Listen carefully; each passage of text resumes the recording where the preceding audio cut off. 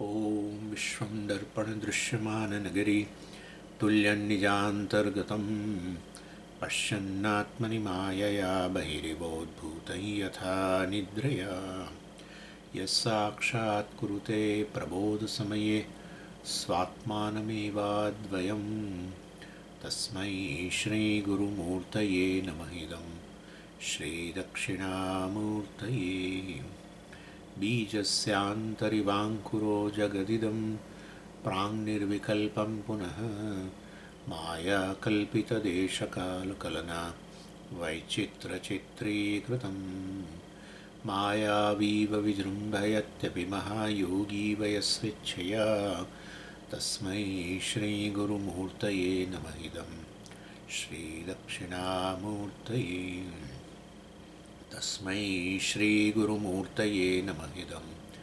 श्रीदक्षिणामूर्तये ॐ सहना भवतु सहनौ भुनक्तु सह वीर्यङ्करवावहै तेजस्विनावधीतमस्तु मा विद्विषावहै ॐ शान्तिः शान्तिः शान्तिः सदाशिवसमारम्भां शङ्कराचार्यमध्यमाम् अस्मदाचार्यपर्यन्तां वन्दे गुरुपरम्पराम् ઓમ 132મો ટોપિક એમાં કહ્યું એતેષાં પુત્રાદીનામ અનાત્મત્વમ ઉચ્યતે. 133માં કહ્યું એતૈઃ અતિપ્રાકૃતાદિવાદિભિઃ ઉક્તેષુ શ્રુતિયુક્તિ અનુભવ આભાસેષુ પૂર્વપૂર્વોક્ત શ્રુતિયુક્તિ અનુભવ આભાસાનામ ઉત્તરોત્તર શ્રુતિયુક્તિ અનુભવ આભાસૈઃ આત્મત્વ બાધ દર્શનાત પુત્રાદીનામ અનાત્મત્વમ સ્પષ્ટમ એવ. એતેષામ એટલે આ જે 9 ગ્રુપ હતા અને કેવા બધા અતિપ્રાકૃત એટલે જે દેહને આત્મા કહેનારા, ત્યાંથી લઈને પેલા શૂન્ય આત્મા શૂન્ય છે એવું કહેનારા, આ બધા જ પુત્રાદીનામ પુત્રને આત્મા કહેનારા સૌથી એતેષામ પુત્રાદીનામ એટલે દેહને આત્મા કહેનાર કરતાં પણ વધારે પ્રાકૃત લોકો કોણ? જે પુત્રને આત્મા કહે, પછી એના કરતાં દેહને આત્મા કહેનારા, પછી ઇન્દ્રિયને આત્મા કહેનારા, અને પછી મનને આત્મા કહેનારા, વિજ્ઞાનને આત્મા કહેનારા વગેરે વગેરે બધું આપણે જોઈએ ને ચર્ચા. વિજ્ઞાન આત્મા નથી, આનંદમય આત્મા છે એટલે જળ છે આત્મા. નાના આત્મા જળ ચેતન વગેરે વગેરે, નાના જળ ચેતન ને શૂન્ય છે. આ રીતે 9 જે ગ્રુપ હતા, પુત્ર આત્મા આદિપદાર્થ, પુત્ર જે આત્મા વાસ્તવમાં એ આદિપદાર્થ એટલે પુત્ર, દેહાત્મા, ઇન્દ્રિય આત્મા વગેરે.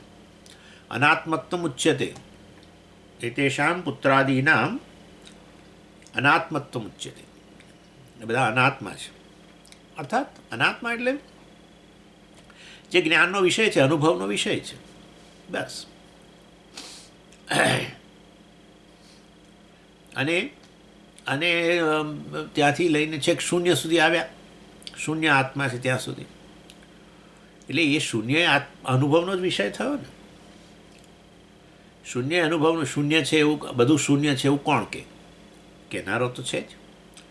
એટલે એનો અર્થ એવો થયો કે જુઓ, અનુભવનો વિષય અનુભવ કરનારા કરતાં ભિન્ન હોય, આટલી ખબર છે.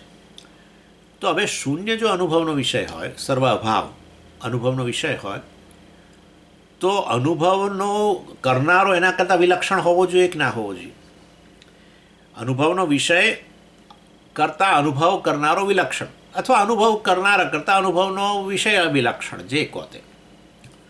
જો અનુભવનો વિષય શૂન્ય હોય તો અનુભવ કરનારો અશૂન્ય જ હોવો જોઈએ ને. ખ્યાલ આવે તમને? અનુભવ કરનારો કોણ હોય? અશૂન્ય એટલે શું? જે અભાવ નહીં તેવો.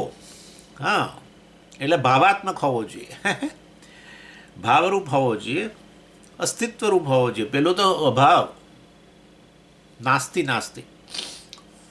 એટલે બહુ સરળ વસ્તુ છે. અનુભવના વિષય કરતાં અનુભવ કરનારો ભિન્ન હોય. જો અનુભવનો વિષય શૂન્ય હોય તો અનુભવ કરનારો અશૂન્ય હોય. અશૂન્ય એટલે શું? શૂન્ય નહીં, એટલે આત્મા શૂન્ય નથી ભાઈ.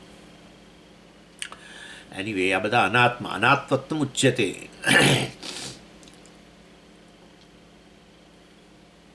આમાં બહુ મજાની વાત એ છે કે પૂર્વ પક્ષનો ઉત્તરોત્તર પક્ષવાળાએ નેગેશન કર્યું, બાદ કર્યો. પુત્રને આત્મા કહેનારા હતા તો કે ના ના ના ના, પેલા દેહાત્મવાદીઓ આવ્યા ને કહ્યું ના ના ના ના ના, પુત્ર આત્મા નહીં, દેહ આત્મા. અને એમાં એમણે શ્રુતિ યુક્તિના અનુભવનો આધાર લઈને કહ્યું પુત્ર આત્મા ન હોઈ શકે, દેહ જ આત્મા, અન્નમય આત્મા છે. સવાએશ પુરુષ અન્નરસમય. આ પુરુષ કે આત્મા અન્નમય છે. એટલે આ રીતે શ્રુતિનો યુક્તિ અને અનુભવ. પણ શું કહ્યું અહીંયા? શ્રુતિયુક્તિ અનુભવ આભાસ એ શું? એ શ્રુતિયુક્તિ અનુભવતોનો આભાસ છે. કારણ કે એ શ્રુતિયુક્તિ અનુભવનો આભાસ ના એને સાચા હોય તો પછી દેહ આત્મા છે નક્કી થઈ ગયું.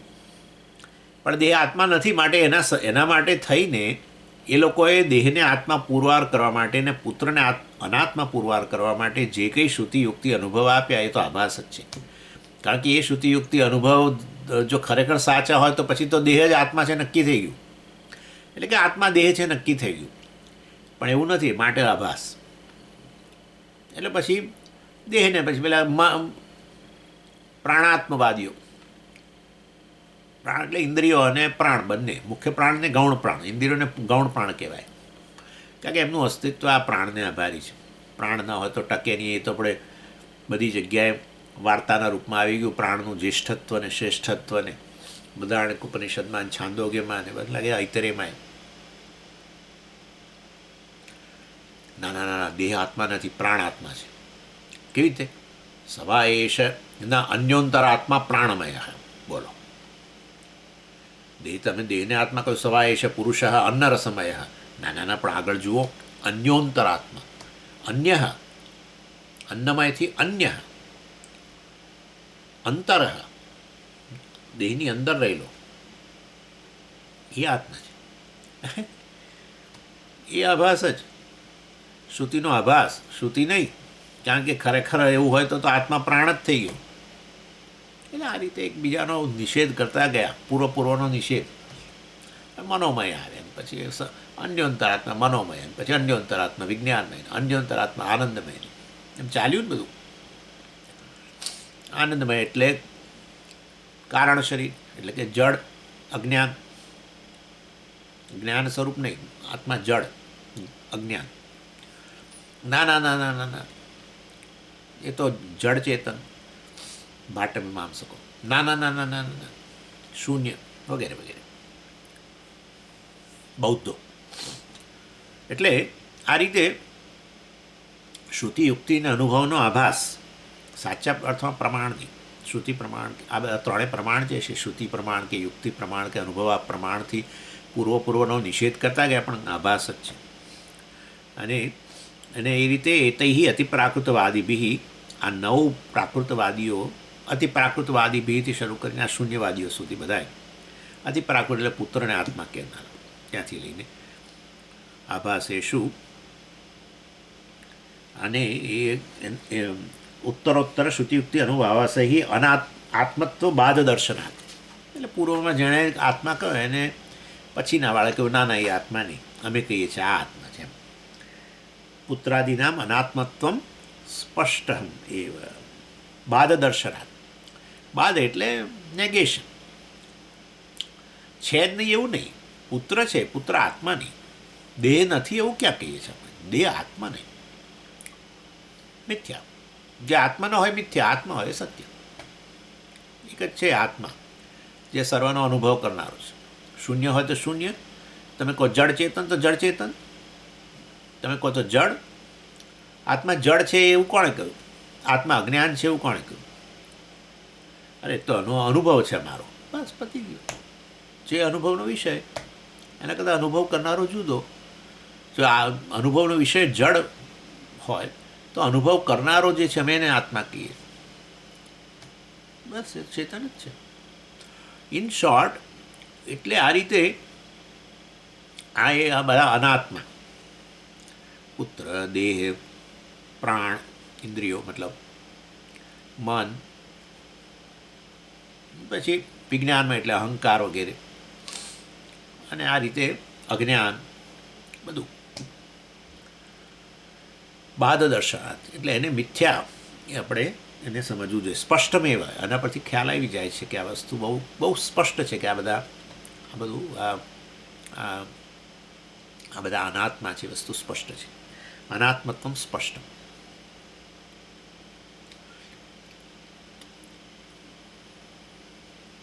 એટલે આઠ જે છે, પહેલા 8 પુત્ર દેહ વગેરેથી, પછી છેલ્લે 9મો શૂન્યવાદી. એ શૂન્યવાદીને આપણે બાદ કર્યો. શૂન્ય છે આત્મા, હા શૂન્ય છે. કેવી રીતે ખબર પડી? અમારો અનુભવ છે, તમારો અનુભવ છે, મતલબ એ અનુભવનો વિષય છે. અનુભવનો વિષય હોય ને એ અવર જવર કરે. અનુભવ કરનારો ક્યાંય ના જાય. જો અનુભવ કરનારાનો અનુભવ કરવા જવા જાઓ તો પછી એ અનુભવનો વિષય બનાવવો જોઈએ, ને અનુભવનો વિષય બનાવવો હોય તો પછી એ અવર જવર કરનારો બને. અનુભવનો વિષય સદાય અવર જવર કરે.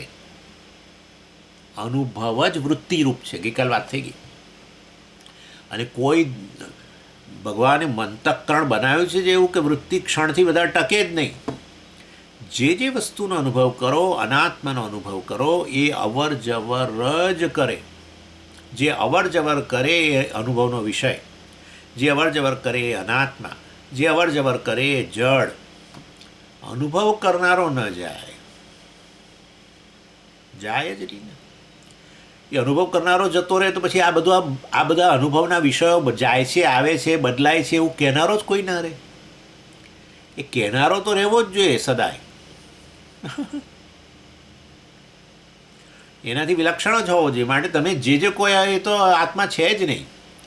પુત્ર નહીં, દેહ નહીં, મન નહીં, ઇન્દ્રિય નહીં, એ બધા અનુભવના વિષયો અવર જવર કરે. એનાથી અનુભવ કરનારો વિલક્ષણ જ હોય. અને માટે અજ્ઞાને આત્મા નહીં ને કશું નહીં, બધું ખોટું. શૂન્ય નહીં, કારણ કે શૂન્યથી વિલક્ષણ તો અશૂન્ય જ હોય. અશૂન્ય એટલે ભાવરૂપ, અભાવરૂપ નહીં. એટલે આ રીતે આમ તો બધા 9નો બાદ થઈ ગયો. અને આપણે એકનો બાદ આપણે નથી કરવાના, આચાર્ય નથી કરતા. એ પણ એ બધી આચાર્યોએ કર્યું છે, એક લઈને વળી પાછું. ભલે પછી ના એ પૂરોનો બાદ કર્યો, પણ આચાર્યોએ પાછું એકને શરૂઆતથી લઈને પુત્ર આત્મા કેમ નહીં એનું પાછું સ્વતંત્ર રીતે પણ કર્યું છે. બધી જે એના પર વેદાંત સારની ટીકાઓ છે એમાં પર આચાર્યોએ કર્યું છે. પરંતુ અહીંયા તો સદાનંદજી તો 134માં શ્લોકમાં બધા 9નો એક સામટો બાદ કરી દે છે. કઈ રીતે જુઓ? કિંચ પ્રત્યક અસ્થૂલ અચક્ષુ અપ્રાણ અમનઃ અકર્તા ચૈતન્યમ ચિન્માત્રમ સત ઇત્યાદિ પ્રબલશ્રુતિ વિરોધાત અસ્ય પુત્રાદિ શૂન્ય પર્યંતસ્ય જડસ્ય ચૈતન્ય ભાસ્યત્વેન ઘટાદિવત અનિત્યત્વાદ અહમ બ્રહ્મ ઇતિ વિદ્વત અનુભવ પ્રાબલ્યાચ્ચ તત્તશ્રુતિયુક્તિ અનુભવ આભાસાનાં બાધિતત્વાત અપી પુત્રાદિ શૂન્ય પર્યંતમ અખિલમ અનાત્મા એવ. એટલે એક સામટું બધાની આ એક જ 134માં ટોપિકમાં બધાના 9ને એક સામટા લઈ લીધા. કિંચ પ્રત્યક કઠોપનિષદને આવી ગયું ને, પ્રત્યેગાત્મા કશ્ચિત ધીર પ્રત્યેગાત્માનમ ઈક્ષતિ. એટલે એ શ્રુતિનો આધાર લઈને અહીંયા બધા કહી દે છે. પ્રત્યેક એટલે શું? અહીંયા રહેલો, અંદર રહેલો. તો ભાઈ પુત્ર તો ન જ થયો, પુત્ર તો બહાર છે. એટલે એ રીતે પુત્ર આત્મા છે એનો બાદ કરી દીધો, ખાલી પ્રત્યેક કહીને ગયું. પછી અસ્થૂલ એટલે અસ્થૂલમ અણણુ હરસ્વમ અદીર્ઘમ અછાયમ અલોહિતમ અનાકાશમ વગેરે વગેરે વગેરે વગેરે. બૃહદારણ્યક ઉપનિષદની અંદર 3જા અધ્યાયનો 8મું બ્રાહ્મણ, અક્ષર બ્રાહ્મણ ને અક્ષર બ્રાહ્મણમાં 8મું મંત્ર, આત્માની મોટી વ્યાખ્યા એમાં આવ્યું. અસ્થૂલમ અનણુ, આત્મા અસ્થૂલ છે એમ કહીને દેહને આત્માનો બાદ થઈ ગયો. પહેલાં પ્રત્યક્ષ શબ્દ કઠોપનિષદનાથી લાવીને કહ્યું આત્મા પુત્ર નથી. જુઓ શ્રુતિ કહે છે. પછી કહ્યું તો દેહ આત્મા. ના, અસ્થૂલ એટલે આ બૃહદારણ્યક ઉપનિષદમાં કહ્યું અસ્થૂલમ અનાણુ, આત્મા અસ્થૂલ છે, સ્થૂળ નથી. તો પછી સ્થૂળ શરીર આત્મા કેવી રીતે થયું? એટલે અસ્થૂલમ. પછી આગળ કહ્યું અચક્ષુ. અચક્ષુ એ મુંડકો ઉપનિષદ 116ની અંદર આત્મા, એમાં ત્યાં કહ્યું આત્મા ચક્ષુ નથી વગેરે. એટલે ઇન્દ્રિય આત્માનો બાદ થઈ ગયો. પછી અપ્રાણાહ અને અમનાહ, એ બંને વાસ્તવની અંદર ત્યાં જ મુંડકોપનિષદની અંદર જ 212ની અંદર છે, જેમાં કહ્યું અપ્રાણો હિ અમના શુભ્ર વગેરે વગેરે. અપ્રાણઃ આત્માનું વર્ણન કરતાં કહ્યું અપ્રાણઃ, આત્મા પ્રાણ નથી. એટલે ઇન્દ્રિય આત્માનો બાદ થઈ ગયો અચક્ષુ વગેરેમાં. એ મુંડકોપનિષદનું વાક્ય 116. પછી અપ્રાણઃ એમ કહીને ત્યાં એ મુંડકોપનિષદનું 212 વાક જે છે એ બીજા અધ્યાયનું પ્રથમ મુંડકનું બીજો મંત્ર એમ. એની અંદર અપ્રાણઃ અને પછી આગળ કહ્યું અમનાહ, આત્મા મન પણ નથી. એટલે તમે કહ્યું કે ના આત્મા પ્રાણ નહીં, મન છે ને મન નહીં, વિજ્ઞાન છે, એ બધાનો બાદ થતો જાય છે. કોણ કરે છે? આચાર્ય વેદાંતિ જે છે સિદ્ધાંતિ એનો બાદ કરે છે. પછી અકર્તા, અકર્તા એટલે કર્તા એટલે વિજ્ઞાનમાં આપણે આવી ગયું. અકર્તા શ્વેતાશ્વેતર ઉપનિષદની અંદર પહેલા જ અધ્યાયના 9મા મંત્રમાં આત્માને અકર્તા કહ્યું. અને માટે કરતા આત્મા છે અથવા આત્મા કરતા છે કે આત્મા વિજ્ઞાન છે, એ એનો બાદ થઈ ગયો. આત્મા બુદ્ધિ, મતલબ વિજ્ઞાન એટલે બુદ્ધિ, અહંકાર, જે કોણ કરતા ભોગતા વગેરે, ભોગતા માટે આનંદમય લાવશે. અને પછી આગળ ચૈતન્યમ. હવે ચૈતન્યમ શબ્દ જે છે એ કૈવલ્ય ઉપનિષદની અંદર 21મા મંત્રમાં છે. આમ તો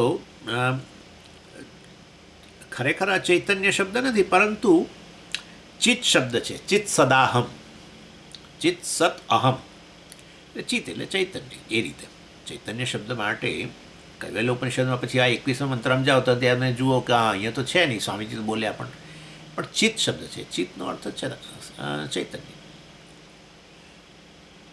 એટલે આત્મા જડ છે એવું કહેનારા જે છે પેલા આનંદમય. આનંદમય એટલે અજ્ઞાન, અજ્ઞાન એટલે જડ. ક્યાં અનુભવ થાય છે? સુષુપ્તિ. એ રીતે ખબર પડી આત્મા જડ છે. કશું જ્ઞાન ક્યાં થાય છે? તમે તમારી જાતને નથી જાણતા, જગતને નથી જાણતા, કશાને જાણતા જ નથી તમે. પછી કશાનો અનુભવ જ નથી થતો તો પછી કેવો હોય? જે મને કશાનો અનુભવ નથી થતો એમ સુષુપ્તિમાં તમને કશાનો અનુભવ નથી થતો. આ જડ, તમે સુષુપ્તિમાં તમે જડ. એટલે આત્મા ખરેખર જડ છે. તો આ બુદ્ધિ સાથેના સંયોગને કારણે ચેતનતાનો ગુણ આવે છે. અંતઃકરણ જાગ્રત થાય એટલે એની સાથે સંયોગ થાય આત્માનો, અને એના કારણે પછી આત્મામાં ચેતનતા પ્રગટ થાય. ચેતનતાનો ગુણ કે પાછળ. એટલે કહ્યું કે ના બીજું ત્યાં ચિત્ત કહ્યું આત્માને, ચિત્ત સદાહમ કહ્યું, ચિત્ત સત અહમ. અને આ પ્રભાકરો અને તાર્કિકો આવું કહેનારા આત્મા જડ છે. પ્રભાકરો એટલે મીમાંસકો અને તાર્કિકો એટલે નૈયાયિકો વગેરે, એ આત્માને જડ કહે છે. અને એમાં ચેતનતાનો ગુણ પ્રગટ થાય છે મન સાથેના સંયોગથી. ચાલો પછી આગળ હજુ કોણ રહ્યું? 8 તો થયા ને. ચિન્ન માત્રમ, હા ચૈતન્યમ. પછી ચિન્ન માત્રમ 8મું. ચિન્ન માત્રમ જુઓ. ભાટ્ટ મીમાંસકો કહ્યું આત્મા તો પેલા આજ્ઞા જેવો છે. એ આજ્ઞામાં એક એનો પાછલો પૂંછડીનો ભાગ પેલો થયા કરતો હોય. આગળનો ભાગ છે અપ્રકાશ, પાછળનો ભાગ પ્રકાશ. એટલે એક જ આજ્ઞારૂપી જીવડામાં બંને વસ્તુ છે, પ્રકાશ અને અપ્રકાશ. એવી રીતે આત્મામાં જડ અને ચેતન બંને. એકલો જડ નહીં, આત્મા જડ ચેતન બંને. કેટલોક ભાગ જડ, કેટલોક ભાગ ચેતન. બોલો, છે ને ચેમ્પિયનો છે બધા. એટલે અહીંયા કહ્યું ચિન્ન માત્રમ. એ કૈવલ્ય ઉપનિષદના 18મા મંત્રમાંથી લઈ આવ્યા. ચિન્ન માત્રમ, કેવળ ચિત્ત માત્ર. ચિદેવ, કેવળ ચિત્ત, ચૈતન્ય સ્વરૂપ. માટે જડ ચેતન વગેરેનું મિક્સર એ નહીં. ચાલો, એટલે આ રીતે આત્મા તો શુદ્ધ ચૈતન્ય જ છે એમ. એટલે ભાટ મીમાંસકો ગયા અને શૂન્યવાદીઓ રહ્યા. તો શૂન્યવાદીઓને આપણે ઉડાડ્યા હમણાં. અને શૂન્યવાદીઓને કેવી રીતે ઉડાડ્યા? ત્યાં છાંદોગ્ય ઉપનિષદની અંદર કહ્યું પહેલાંમાં આવી જ ગયું. હમણાં મેં તમને કહ્યું ચિત્ત સત અહમ. અહમ એટલે આત્મા, ચિત્ત એટલે ચૈતન્ય. બરાબર ને? કૈવલ્ય ઉપનિષદનો 21મો મંત્ર. 21મા મંત્રમાં કહ્યું ચિત્ત સત અહમ. આમ સોરી, 18મો નહીં. ચિત્ત સત અહમ. આત્મા સત છે, સત સ્વરૂપ છે, અસ્તિત્વ સ્વરૂપ છે. અસ્તિ અસ્તિ અસ્તિ અસ્તિ અસ્તિ અસ્તિ અસ્મિ અસ્મિ અસ્મિ અસ્મિ અસ્મિ અસ્મિ અસ્મિ અસ્તિ અસ્તિ અસ્તિ અસ્તિ બોલનારો વાસ્તવમાં કોણ છે? ચૈતન્ય. ભાઈ સદા એનું અસ્તિત્વ જ છે, સાક્ષી છે, માટે સર્વનો સાક્ષી છે. સર્વ અવરજવર કરનારનો સાક્ષી, અનાત્માનો સાક્ષી, દૃશ્યનો સાક્ષી, જળનો સાક્ષી, મિથ્યા જે છે એનું અધિષ્ઠાન સત્ય. એનીવે, એટલે આ રીતે, અથવા છાંદોગ્યની અંદર 6:1 સદૈવ સૌમ્યદમગ્ર આસીત. સત એટલે એ રીતે આત્મા આ સત સ્વરૂપ છે, નહીં કે શૂન્ય અસત. એટલે આ રીતે વાસ્તવમાં બધાનો બાદ થઈ ગયો શ્રુતિ દ્વારા. ઇત્યાદિ પ્રબલ શ્રુતિ વિરોધાત, આચાર્ય કહે છે. ઇત્યાદિ આ 9:9 પ્રબલ શ્રુતિ. અમે પ્રબળ શ્રુતિ વાક્ય તમને કહ્યું, જે તમે આ શ્રુતિ વાક્યો કહેતા હતા એકબીજાને બાદ કરવા માટે, એના કરતાં સ્ટ્રોંગર છે. તમે જે કહેતા હતા તો ખાલી આભાસ જ હતો, ભલે શ્રુતિનું વાક્ય હતું, પણ તમે ખરેખર એવું માની લીધું કે એ આત્મા આવો છે. બસ અન્યોંતર આત્મા મનોમય, બસ એટલે આત્મા તો મન જ છે. ના ના, એ તો નથી. એ બધા શ્રુતિ વાક્ય તમે કોટ કર્યું તો આભાસ. કારણ કે આત્મા વિજ્ઞાનમય નથી, આનંદમય નથી, વગેરે વગેરે. આત્મા તો ખાલી ચૈતન્ય સ્વરૂપ છે. ચાલો, એટલે આ શ્રુતિ પ્રમાણથી આપણે 9:9 એક સાંટો બાદ. પછી યુક્તિ પ્રમાણથી પણ ખરો, એ પણ કહ્યું અહીંયા. શું કહ્યું? અસ્ય પુત્રાદિ શૂન્ય પર્યંતસ્ય જડસ્ય ચૈતન્ય ભાષ્યત્વેન. અસ્ય પુત્રાદિ શૂન્ય પર્યંતસ્ય, પુત્ર વગેરેથી શરૂ કરીને છેક શૂન્ય સુધી, પુત્ર આદિ, પુત્ર વગેરેથી શરૂ કરો, શૂન્ય પર્યંત, શૂન્ય સુધી, જડસ્ય ભાષ્યત્વેન. આ જડ વસ્તુ છે અને એ ભાષ્ય છે. ભાષ્ય કહો કે દૃશ્ય કહો. શેનાથી ભાષિત થાય છે? દૃશ્ય થાય છે તો કોનાથી? દ્રષ્ટા કોણ છે? ભાઈ દૃશ્ય છે, દૃશ્ય છે, દૃશ્ય છે, તો પછી તો બરાબર છે, દૃશ્ય છે બરાબર છે, પણ દ્રષ્ટા હોવો જ જોઈએ ને. આ તો બધું વાસ્તવમાં આત્માથી ભાષિત છે.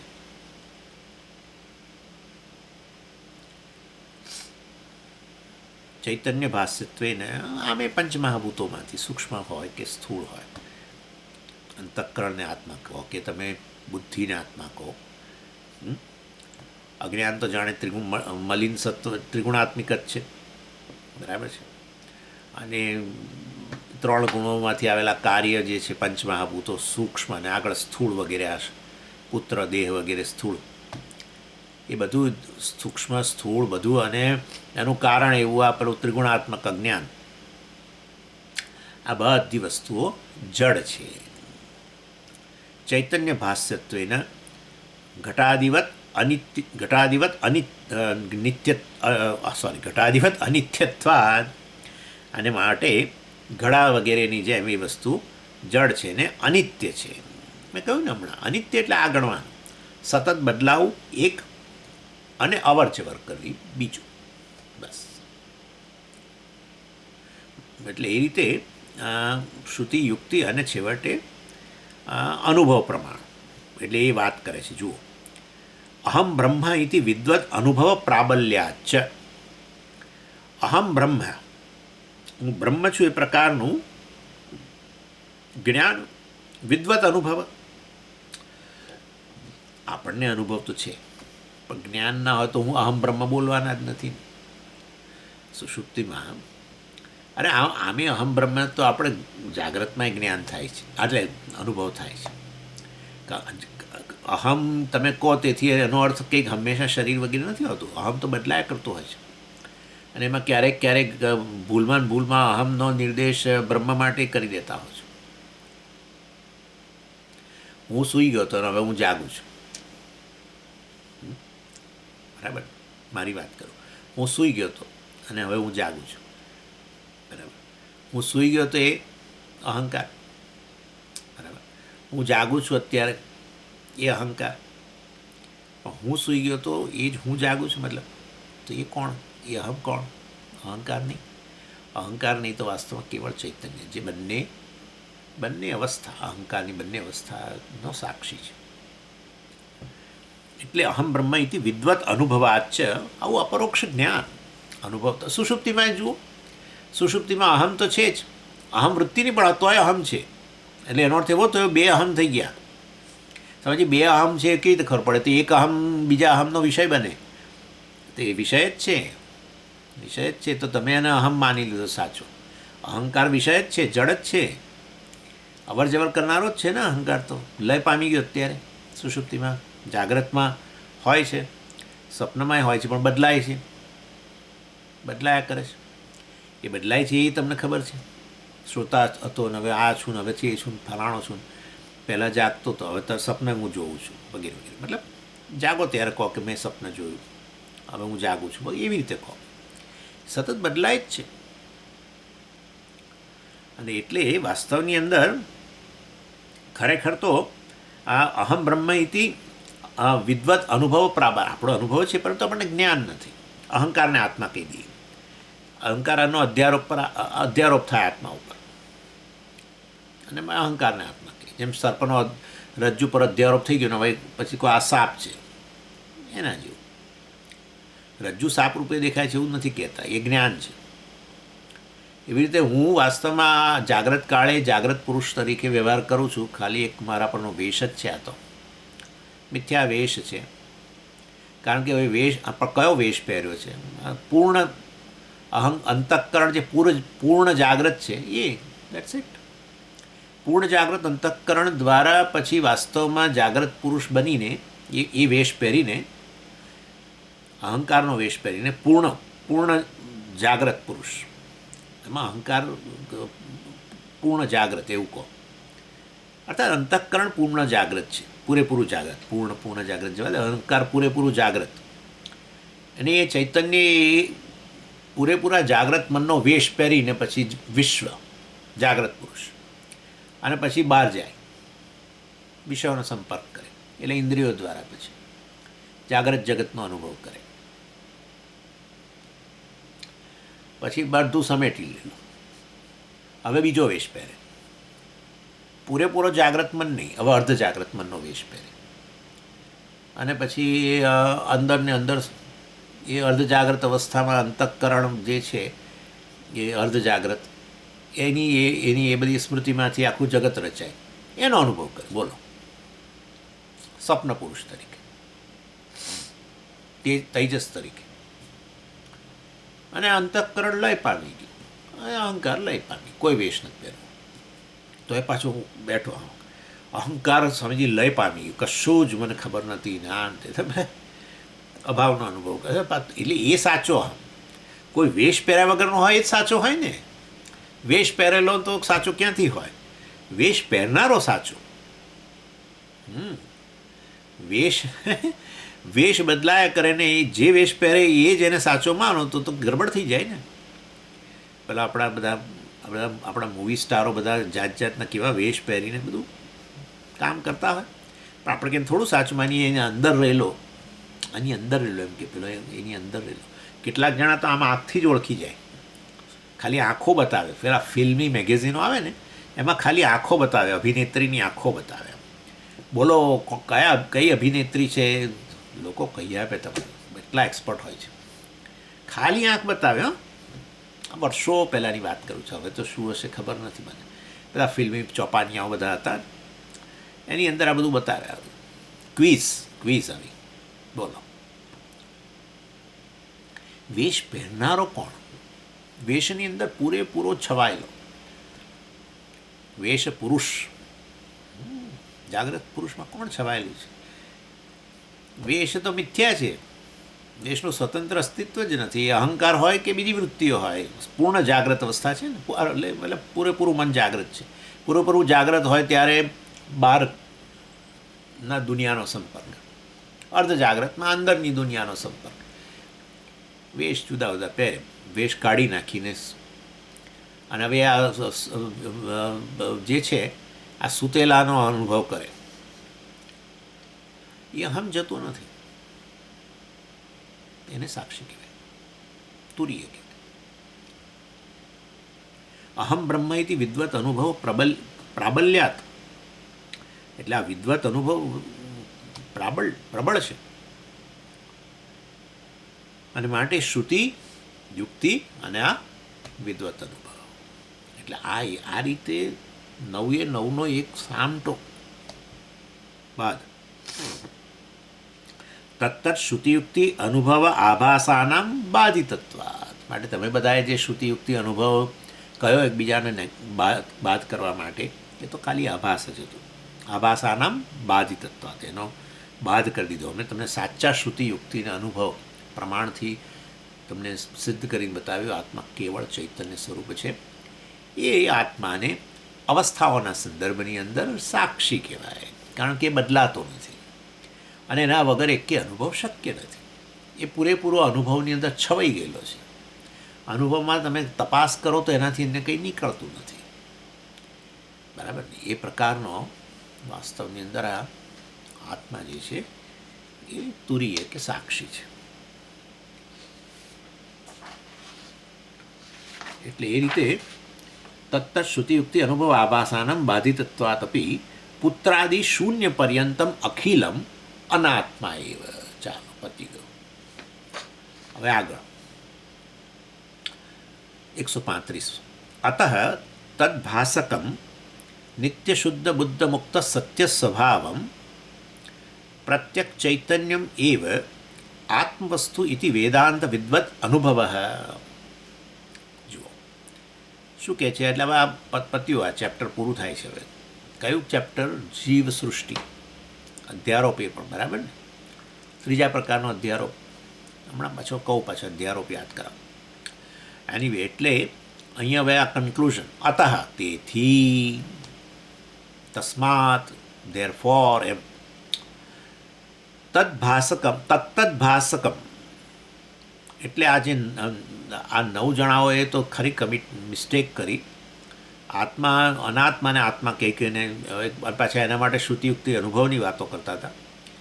વાસ્તવમાં ખરેખર શું છે? તત્તદ્ભાસકમ નિત્ય શુદ્ધ બુદ્ધ મુક્ત સત્ય સ્વભાવમ પ્રત્યક ચૈતન્યમ એવ આત્મવસ્તુ ઇતિ વેદાંત વિદ્વત અનુભવ.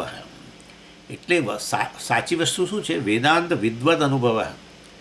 આ અનુભવ જે છે, અનુભવ એટલે આત્મા અનુભવનો વિષય નથી. નહીં તમે તો કહું અનુભવનો વિષય તો પછી અવર જવર કરે. ક્યારે એવું બન્યું છે કે હું ના રહ્યો?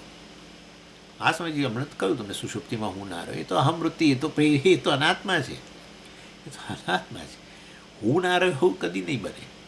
હા, હું અવર જવર કરું છું ના બને. પણ આ કરે છે ને, અહમપણું તો જાય છે. બસ તો એ અનાત્મા. જે અવર જવર કરે અનાત્મા, પતી ગયું. જે અવર જવર કરે દૃશ્ય, અવર જવર કરે મિથ્યા, અવર જવર કરે જડ, એને ભાષિત કરનારો હું. માટે જાગૃત પુરુષે સાચો નહીં. આત્મા જાગૃત પુરુષ છે ને આત્મા સ્વપ્ન પુરુષ છે ને આત્મા સુષુપ્ત પુરુષ છે. કશુંય સાચું નહીં. બધા અવર જવર કરે છે. એક આવે ત્યારે બીજા બેન કાઢી મૂકે. જાગૃત આવે ત્યારે એને સપના સુષુપ્તિને કાઢી મૂકે. સુષુપ્તિને જ સુષુપ્ત પુરુષને કાઢી મૂકીને જાગૃત પુરુષને કાઢી મૂકીને પછી પેલો સપન પુરુષ. આ રીતે એક્સક્લુઝિવ કહીએ ને, મ્યુચ્યુઅલ એક્સક્લુઝિવ. અવર જવર નહીં કરનારો તો એક જ છે, જે અવર જવરનો સાક્ષી છે. અવર જવર અનુભવ છે. જેની અવર જવર થાય છે એનો અનુભવ થાય છે. અર્થાત એ બધા અનુભવના વિષયો છે. જે અવર જવર કરતો નથી અને જે અવર જવરની સતત નોંધ રાખે છે, જેના વગર અવર જવર શક્ય નથી. અવર જવર કરનારા જેના વગર એમનું અસ્તિત્વ સંભવ એમ નથી, જેના વગર અનુભવ થઈ શકે એમ નથી, જેના વગર જ્ઞાનના વિષયો જ બને એમ નથી. ભાષિત થાય છે ને પછી કહો છો છે. એ ભાષિત કરનારો સાક્ષી, સાક્ષાત ઈક્ષતે. એના વગર એ કોનું અસ્તિત્વ નથી. બધા એનામાંથી જ આવે છે ને શાંત થઈ જાય છે. અવર જવર ક્યાંય બહારથી નથી આવતા. પુત્ર અરે શું પેલા બધા આપણે દેહ માન બુદ્ધિ આ તે ફલાણું ઠીકણું પુત્ર, ચાલો કશું બહારથી નથી આવતું. બધું આત્મામાં જ છે. બધું આત્મામાં છે. એટલે તો પ્રથમ પાદમાં કહ્યું વિશ્વ ખાલી નહીં, વિરાટ. સમગ્ર જગત, પુત્ર એટલે વિશ્વ ગણી, અપુત્ર એટલે જગત ગણી લો, દેહ વગેરેમાં આ વિશ્વનો સમાવેશ કરો. કશું બહાર નહીં. પુત્ર કોનાથી ભાસે છે? સ્વામી પિતા થકી પુત્ર ભાસે? ના ના, પુત્ર એ અસ્થિભાતિ પ્રિય સચ્ચિદાનંદથી જ ભાસે છે, કશા અન્યથી નહીં. એ સચ્ચિદાનંદ છું. વેદાંત વિદ્વત અનુભવ, આ પ્રકારની અન્ડરસ્ટેન્ડિંગ. અનુભવ એટલે અહીંયા અન્ડરસ્ટેન્ડિંગ, અપરોક્ષ જ્ઞાન. અનુભવ એટલે આ ગરબડ થતું હોય છે, અનુભવ આવે ને એટલે આપણે એમ કે આત્માનો અનુભવ કરવો છે. અનુભવનો વિષય નથી. એટલે વાત કરીશું, હજુ તો બધું ઘણું આમાં અહંકાર વિશે આવશે. અને નિષ્કર્મ સિદ્ધિમાં ઘણી ચર્ચા કરીએ ગયા છીએ આપણે. એટલે આ રીતે. અને કોણ છે વિદ્વાન? જેણે શ્રવણ મનન નિધિધ્યાસન વગેરે કરેલું છે વેદાંતનું, અને એને કારણે એ અહમ વિશે સ્પષ્ટ થઈ ગયા છે. અતઃ તદ્ભાસકમ, એટલે આ બધા 9 આગળ જે ગયા એમના ભાષક, એટલે પુત્રથી લઈને શૂન્ય સુધી જે છે એના ભાષક એ આત્મા છે, એ બધાના આત્મા એમ. અતઃ તદ્ભાસકમ નિત્ય શુદ્ધ બુદ્ધ મુક્ત સત્ય સ્વભાવમ. નિત્ય જે હંમેશા શુદ્ધ ચૈતન્ય, અથવા નિત્ય બુદ્ધ, શુદ્ધ બુદ્ધ એટલે ચૈતન્ય, જે હંમેશા શુદ્ધ છે, હંમેશા ચૈતન્ય સ્વરૂપ જ છે, એનું સ્વરૂપ બદલાય જ નહીં. અને નિત્ય શુદ્ધ બુદ્ધ મુક્ત સ્વભાવ, હંમેશ માટે મુક્ત જ છે, નિત્ય મુક્ત જ છે આત્મા તો. અને સત્ય સ્વભાવ, અને હંમેશ માટે જેનું અસ્તિત્વ છે. સ્વભાવ એટલે એનું સ્વરૂપ. આમ પ્રત્યક્ષ ચૈતન્યમાં, અને એ ચૈતન્ય ક્યાં છે? આ નહીં, પ્રત્યક્ષ ચૈતન્ય અહીંયા જ રહેલું છે, અહીંયા અભિવ્યક્ત થયેલું છે. મતલબ અહીં રહેલું છે એટલે પાછું કે સ્વામી અંદર તો પાછું બ્રહ્મ ક્યાંથી? અહીંયા અભિવ્યક્ત થયું છે. કઈ રીતે? અહંકાર રૂપે. તો આ જ્ઞાન કોને મળે છે? કોણ પ્રાપ્ત કરે છે? અહંકાર. પ્રમાતા જ્ઞાન પ્રાપ્ત કરે, પ્રમાતા પ્રમાણનો ઉપયોગ કરે શાસ્ત્ર શબ્દનો. તો પ્રમાતાને જ્ઞાન તો શું થવું જોઈએ? હું પ્રમાતા એવું થવું જોઈએ ને, હું અહંકાર છું એવું થવું જોઈએ. આ તો તમે તો કહો છો હું બ્રહ્મ છું એમ બોલાવો છો. હા, પણ એવું છે તો બોલે બ્રહ્મ, હું બ્રહ્મ છું, બોલે પાછું એ પ્રમાતા, બોલે પ્રમાતા. જાગ્રત પુરુષ બોલે, બરાબર. જાગ્રત પુરુષ બોલે કે હું જાગ્રત પુરુષ નથી પણ બ્રહ્મ છું, તુરીય છું, બોલો. તો આ તો ખોટું કહેવાય સ્વામીજી. પણ એ તો એવું જ હોય ને. કેમ એવું હોય? એટલે અંચય કરવાની ના. હું સુખી છું એવું કોઈ બોલે, બરાબર, બોલે શેના દ્વારા? વાણી દ્વારા. પણ એવું હું સુખી છું એની અંદર વાણીનો સમાવેશ કરે? હું વાણી સહિત સુખી છું આવું કે હું સુખી છું? એ જ્યારે હું સુખી છું ત્યારે એ કેવળ પોતાના મનનો નિર્દેશ કરે છે કે વાણીનો નિર્દેશ કરે છે? ખાલી મનનો. તો પછી સમજીએ, આ તો વાણીનો ઉપયોગ કરે છે. એ તો ઇન્સ્ટ્રુમેન્ટ છે. એટલે ઇન્સ્ટ્રુમેન્ટનો ઉપયોગ કરે, પણ ઇન્સ્ટ્રુમેન્ટનો સમાવેશ અહમમાં ન કરે. કોઈ દિવસ ના કરી શકાય. જે સાધન તમે વાપરતા હો એ સાધનવાળો હું છું એવું ન કહી શકાય. એટલે વાસ્તવની અંદર બોલનારો તમે કહો તો બરાબર છે, પણ હું સુખી છું એવું બોલે ત્યારે એણે ભલે વાણી દ્વારા બોલ્યો પણ વાણીનો સમાવેશ હુંમાં ન થાય. એવી રીતે પ્રમાતા બોલે કે હું બ્રહ્મ છું ત્યારે પ્રમાતા રૂપી સાધનનો સમાવેશ ન થાય. જાણવા માટે તો પ્રમાતા જ જોઈએ. પ્રમાણનો ઉપયોગ કરનારો તો હોવો જ જોઈએ. પ્રમાણનો ઉપયોગ બ્રહ્મ ન કરી શકે. બ્રહ્મ પ્રમાણનો ઉપયોગ કેવી રીતે કરે? પ્રમાતા પ્રમાણનો ઉપયોગ કરે. બ્રહ્મ તો કે હું મારામાંથી અન્ય કશું છે જ નહીં. પ્રમાતા માટે પ્રમાણ છે, બ્રહ્મ માટે કોઈ પ્રમાણ નથી. બ્રહ્મ છે બધું, પ્રમાણ નહીં. અને માટે હું બ્રહ્મ છું કહેનારો તો સ્વામીજી કોણ છે? બ્રહ્મ બોલે છે ના, પ્રમાતા બોલે છે. તો પ્રમાતાએ તો હું પ્રમાતા છું કેવું છે? પ્રમાતા વાસ્તવની અંદર સાચા આત્મા બ્રહ્મ છે. હમણાં જ મેં કહ્યું, વેશ પહેર્યો છે તો જાગ્રત પુરુષ. જ્ઞાન આવું બોલશે કોણ? જાગ્રત પુરુષ બોલશે, જ્ઞાની હોય તો. એટલે જાગ્રત પુરુષ એટલે અંતઃકરણ કે અહંકારનો વેશ પહેર્યો છે. વેશ મિથ્યા છે, વેશ પહેરનારો હું સત્ય છું. વેશ પહેરીને પણ એક્ટર બોલી શકે, વેશ પહેર્યો હોય પરંતુ એને કોઈ પૂછવામાં આવે કે તું ખરેખર કોણ છું, તો એ વેશ પહેર્યો હોવા છતાંય વેશનો બાદ કરીને કે હું તો ભાઈ એક્ટર છું, ફલાણો ફલાણો, અમિતાભ બચ્ચન કે જે પણ હોય, કોઈ એમને પૂછે કે તમે ખરેખર કોણ છો, તમે આમ ભિખારી લાગો છો પણ તમે કોણ છો, તો કે તમે મને આત્મા વિશે પૂછો છો, મારા સત્ય સ્વરૂપ વિશે પૂછો, તો હું તો અમિતાભ બચ્ચન છું, પહેરેલો છે, જો વેશ બધો પહેરેલો છે ભિખારીનો. હા, એટલે વાસ્તવમાં વેશનો સમાવેશ કેવી રીતે થાય? એ તો મિથ્યા વસ્તુ છે. એને માટે બોલે પ્રમાતા, પણ પ્રમાતા અભિન્ન, બ્રહ્મથી અભિન્ન હોવાને કારણે કે પ્રમાતાપણું મિથ્યા છે, ભિખારીપણું મિથ્યા છે, જરૂર કહી શકે. પ્રમાતા વગર જ્ઞાન જ પ્રાપ્ત ન થાય. પ્રમાતા પ્રમાણનો ઉપયોગ કરીને પ્રમાણ પ્રાપ્ત કરે. પ્રમાણ એટલે જ્ઞાન. એટલે પ્રત્યેક ચૈતન્યમ એવી આત્મવસ્તુ, માટે પ્રત્યેક ચૈતન્ય છે અહીંયા જે અભિવ્યક્ત બનેલો છે, અહમ અહમ કરી રહેલો છે અને સર્વનો સાક્ષી છે. વાસ્તવની અંદર એ અહંકારનો જે સાક્ષી છે, ત્રણેય અવસ્થાઓનો જે સાક્ષી છે, એવો એ જ આત્મવસ્તુ છે. ઇતિ વેદાંત વિદ્વત અનુભવ. અને આ રીતે વાસ્તવની અંદર આ વિદ્વાનોનો અનુભવ છે. એવમ અધ્યારોપ 136. એવમ આ રીતે અમે અધ્યારોપ પૂરો કર્યો. વેદાંત સારના 4 અધ્યાય, એમાં 3 અધ્યાય અધ્યારોપ અને ચોથો અપવાદ. કયા 3 અધ્યારોપ?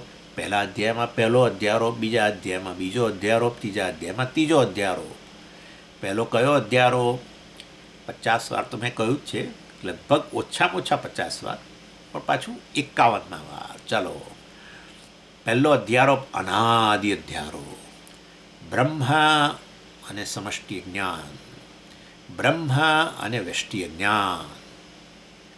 બ્રહ્મ સમષ્ટિ જ્ઞાન બંને અનાદિ અનાદિ, એ સત્ય મિથ્યાનું મિશ્રણ અધ્યારોપ, ઈશ્વર અધ્યારોપ.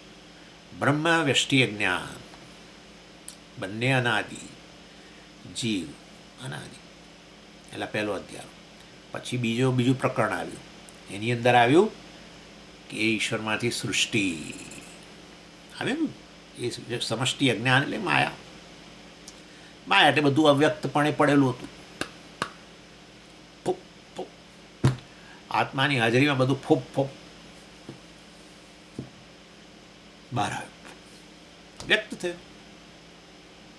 તમે કેવી અવ્યક્ત અવસ્થામાંથી કેવા વ્યક્ત થાવ છો?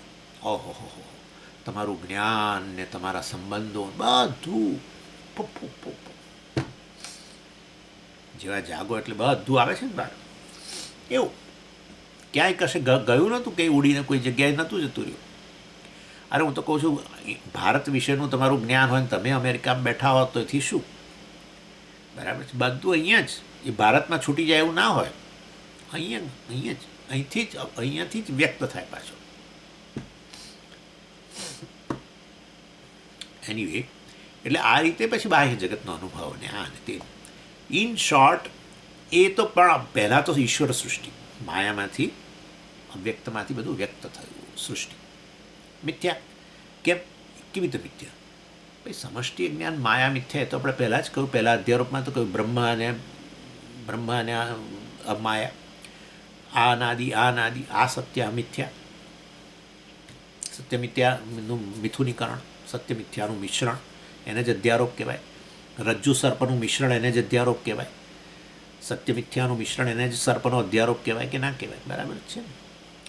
એટલે એ રીતે ઈશ્વર સૃષ્ટિ કેવું સરસ. ઈશ્વર, બધું ઈશ્વર છે. ઓહો, ઈશ્વરમાંથી જ આવે. ઈશ્વરની જે આ માયા અભિવ્યક્ત થઈ, જેનાથી અભિન્ન છે એ જ અભિવ્યક્ત થઈ. માટે પ્રત્યેક વસ્તુ ખરેખર જે કંઈ છે એ બધી બ્રહ્મથી અભિન્ન જ થયું ને. સમગ્ર માયા જ બ્રહ્મથી અભિન્ન, તો માયામાંથી આવેલા વ્યક્ત નામરૂપ છે બધા એ બ્રહ્મથી અભિન્ન જ રહ્યા ને. અને માટે પ્રત્યેક નામરૂપની પાછળ એ અસ્થિભાતિ પ્રિય સચ્ચિદાનંદ બેઠેલો જ છે. એટલે ઈશ્વર સૃષ્ટિ તો બહુ સારું. ધ્યાન ત્યાં મને સચ્ચિદાનંદ અને વત્તા નામરૂપના દર્શન થાય. સચ્ચિદાનંદના દર્શન ના થાય, સચ્ચિદાનંદ નહીં થાય, પરંતુ એ જરૂર એ બ્રહ્મના દર્શન અસ્થિ રૂપે તો થાય. એટલું તો જરૂર થાય. અસ્થિ. ઓહો, અસ્થિથી છલોછલ ભરેલું છે બધું. આકાશ, વાયુ, અગ્નિ, જળ, પૃથ્વી અને બધું ઝાડ પાન આ તે બધું અસ્થિ અસ્થિ અસ્થિ અસ્થિ અસ્થિ અસ્થિ જથી ભરેલું છે. અસ્થિ વ્યાપક છે. ઓ